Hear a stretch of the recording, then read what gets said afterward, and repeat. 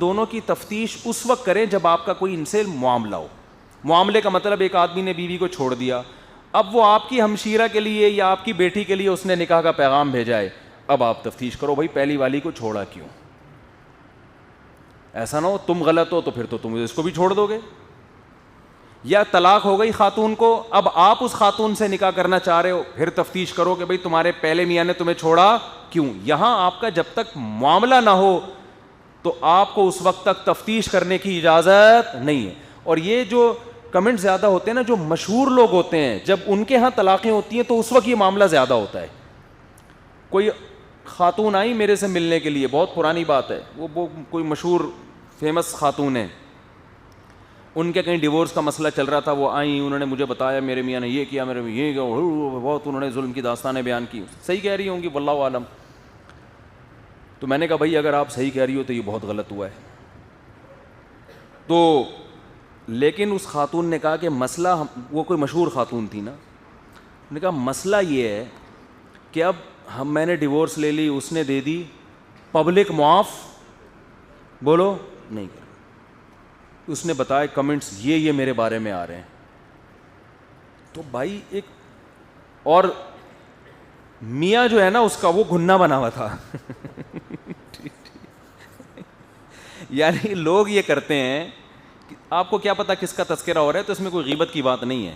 ہمارے تو لوگ تو آتے رہتے ہیں, ہر طرح کے آدمی بھی, لیڈیز بھی, مشہور لوگ آتے ہیں, جو کسی کے مسئلہ ہو تو وہ رابطہ کر سکتے ہیں, اس میں گورنمنٹ نے کوئی پابندی تو نہیں لگائی نا. تو جو اس میں چرب زبان ہوتا ہے وہ کیا ہوتا ہے, وہ غالب آ جاتا ہے جنگ میں. تو اصل تو یہ ہے کہ بھائی دونوں میں علیحدگی ہوئی ہے, تم سے پوچھ کے نہیں ہوئی ہے, تم خاموشی اختیار کرو, تم اس بارے میں تبصرہ نہیں کرو. اس کا نقصان یہ ہوتا ہے کہ ایسے مشہور لوگ دوبارہ شادی کے قابل نہیں رہتے. پھر وہ میرے پاس جتنے ایسے مشہور لوگوں کے کیس آئے ہیں نا, وہ کہتے ہیں ہماری ڈیورس ہو گئی اور اتنی گالیاں میڈیا پہ ہمیں سننے کو مل رہی ہیں کہ اب ہمارے اندر حوصلہ ختم ہو گیا کہ ہم دوبارہ شادی کریں. کہ ایسی کی تیسی یار, لوگ برا کہتے ہیں تو کہتے رہو, ہم تو پھر کرے گا, پھر ناکام ہو, اس نے کہا پھر کریں گے. میں نہیں کہہ رہا عمران خان اچھا آدمی برا آدمی, لیکن یہ عمل اس کا بہرحال اچھا اس چیز میں صرف. اب اپوزیشن والے یہ نہ سمجھیں کہ پی ٹی آئی کو میں سپورٹ کر رہا ہوں. عمران خان کا یہ کام بہرحال خاندانی تھا. علیحدگی ہو گئی, دوبارہ شادی, پھر علیحدگی ہو گئی, لوگوں نے بہت برا بلا کہا, ایسی کی تیسی, دوبارہ شادی. تو ایک خاتون کو کئی دفعہ طلاق ہوئی نا, تو کسی نے اس کو کہا کہ بہن آپ کی جب بھی شادی ہوا کرے نا اس کو بہن بنایا ہوا تھا, 2-3 دفعہ طلاق ہوئی, تو وہ انہوں نے کہا بہن آپ کی جب بھی شادی ہوا کرے آپ مجھے ضرور شادی میں بلایا کریں. یعنی گویا اس کے حالات سے اس نے اندازہ لگایا ان کی بہت دفعہ شادی مزید بھی ہوگی. تو خیر یہ کام بہرحال کیا کیا, خاندانی. کیوں بھائی, یہ جب آپ بیوی کے بغیر رہتے ہیں تو 100 باتیں انسان کے دماغ میں آتی ہیں کہ یار پراٹھے تو یہ بھی کھاتا ہے, کھانا تو یہ بھی کھاتا ہے. یہ تو انسان میں نیچرل ہے نا بھائی. جب آپ کا پیٹ ہے تو بھوک لگے گی کہ نہیں لگے گی, تو آدمی ہے تو اس کی عورت کی طرف رغبت لازمی ہوگی, یہ ہو نہیں سکتا کہ رغبت نہ ہو. تو اگر وہ بیوی کے بغیر گھوم رہا ہے تو بدگمانی کا موقع, میں کسی پہ الزام نہیں لگا رہا, نہ شریعت الزام لگانے کی اجازت دیتی ہے, بدگمانی کا موقع بہرحال آپ لوگوں کو دیتے ہیں.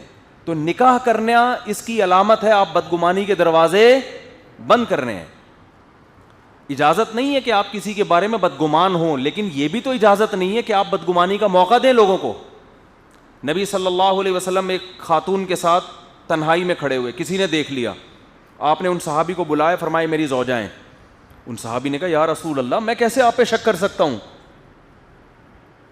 تو یہاں دونوں باتیں پتہ چلتی ہیں. کی اجازت نہیں تھی کہ نبی کے بارے میں بدگمان ہو. اگر بدگمان ہوتے ایمان سے ہاتھ دھو بیٹھتے, لیکن نبی نے اس کا پورا اہتمام کیا کہ بھائی میں ان کے ایمان کو داؤ پہ نہ لگاؤں, میں بدگمانی کا موقع ان کو نہ دوں. کیسا بہترین اسلام نے ایک اصول سکھایا ہے.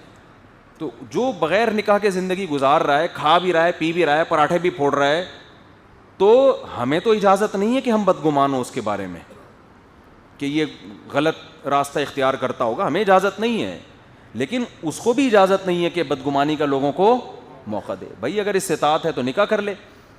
تو یہ کتنا خاندانی کام کیا. لیکن عام طور پہ مشہور لوگ ایسا کرتے نہیں ہیں, کیونکہ ان کو ڈر ہے کہ بدنام ہو جائیں گے.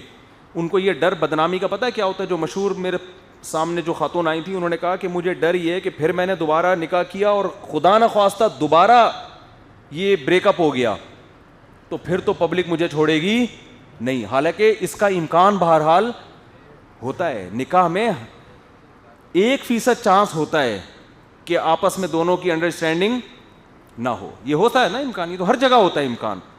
تو اس بیس پر انسان نکاح کرنا چھوڑ دے, اور بہت سے لوگ چھوڑ دیتے ہیں, تو اس کا نقصان زیادہ ہے.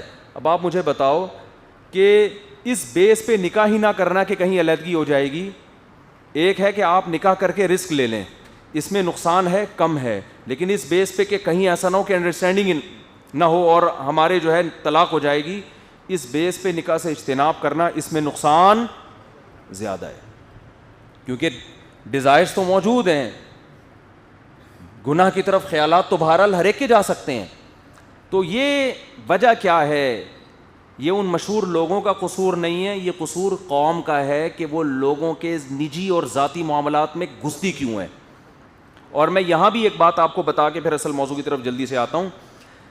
جب بھی میاں بیوی میں کوئی مشہور لوگ جو ہوتے ہیں نا, جو سیلیبریٹیز ہوتی ہیں, فنکاروں, اداکاروں, یا کوئی بڑے بزرگ ہوں, یا کوئی کھلاڑی ہو, کوئی بھی مشہور آدمی, کیونکہ مشہور لوگوں میں دلچسپی ہوتی ہے نا لوگوں کو. باقی کسی نے, سلیم نے کیا کیا اپنی بیگم کے ساتھ, لوگوں کو تھوڑی دلچسپی ہوتی ہے. کوئی رکشے والا ہے بیچارہ, کوئی ٹرک ڈرائیور ہے, وہ کیا کر رہا ہے. مشہور لوگوں کے حالات سے لوگ چسکے لے لے کے دیکھتے ہیں. ان کی شادی کو اتنے شوق سے نہیں دیکھتے جتنے ان کی طلاق کو دیکھ رہے ہوتے ہیں. حقیقت ہے, نیگیٹو بات جلدی پھیلتی ہے. تو اس میں ایک اصول ہمیشہ یاد رکھیں کہ جب ان میں مشہور لوگوں میں علیحدگی ہو, جس کا بیان اپنے پارٹنر کے خلاف آ رہا ہے نا, تو پہلا فتویٰ یہ لگا دیا کریں یہ غلط ہے. کیوں بھائی؟ جب آپ نئی محبت سے رہ سکے, علیحدگی ہو گئی ہے, تو اب بیانات داغ داغ کے سامنے والے کو بدنام کرنے کی ضرورت کیا ہے؟ چپ رہو بھائی. کوئی میڈیا والے انٹرویو لینے کے لیے آتے ہیں کہ کیوں آپ کے شوہر نے آپ کو طلاق دی, بولیں بھائی یہ میرا معاملہ, میرے شوہر کا معاملہ ہے, تمہیں تکلیف کیا ہو رہی؟ یہ بیان ہونا چاہیے. مرد کا بھی یہی بیان ہونا چاہیے. آپ نے کیوں چھوڑا جی؟ بھائی میں نے چھوڑا, میں جانوں وہ جانے, آپ کو کیا پرابلم ہے؟ ہمارے گھر کے مسائل ہیں. لیکن ایسا ہوتا ہے نہیں. یہ پوری ڈیٹیل A to Z بیان کر رہا ہوتا ہے بیٹھ کے.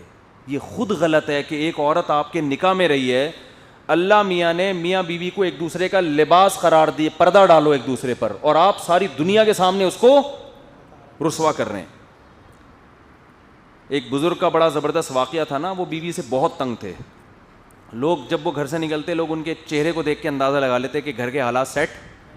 جب آدمی گھر سے نکلے نا اور آتے ہی ادھر دھوڑ شروع کرتے, سمجھو گھر سے پٹ کے آ رہا ہے.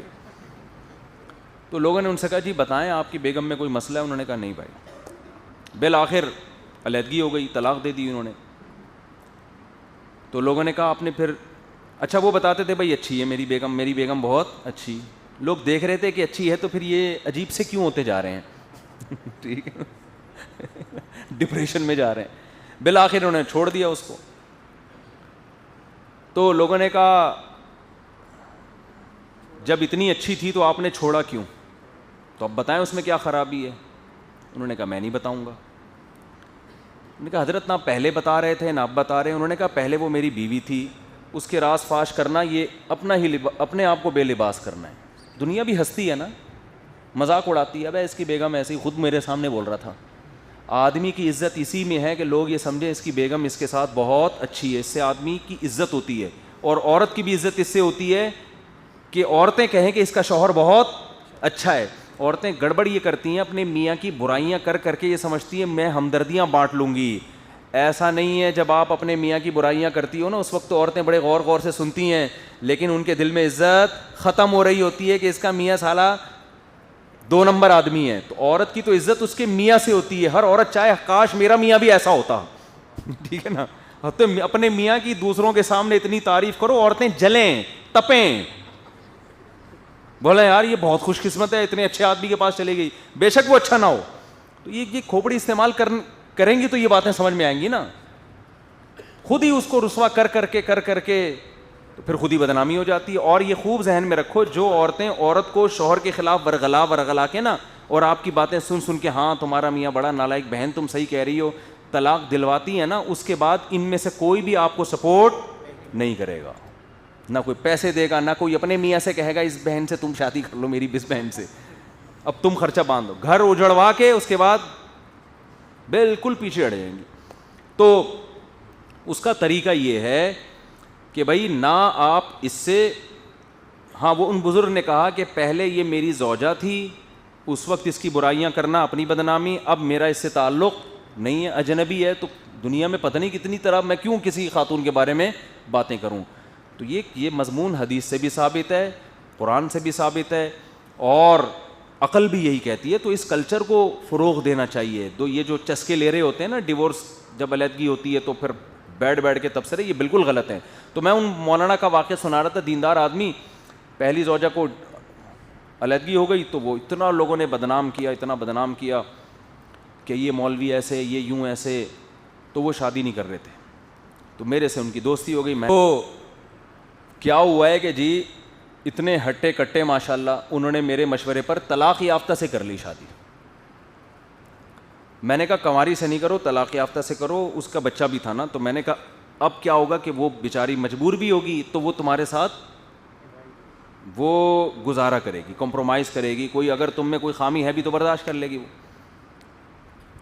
تو انہوں نے میرے مشورے پر کر لی شادی, اس کی بچی بھی رکھ لی, سوتیلی بچی. اب کیا مسئلہ ہے یہ مجھے آ کے بتاتے کہ جی محترمہ بالکل بھی پردہ نہیں کرتی, اب میرے ساتھ کہیں جائیں گی بھی تو پردہ نہیں کر رہی, تو اور بال بھی غیر شرعی طریقے سے کاٹ رہی ہیں, آئی بروز بھی بنا رہی ہیں, ناخن بھی ارطغرل کی تلواروں کی طرح بڑھائے ہوئے انہوں نے.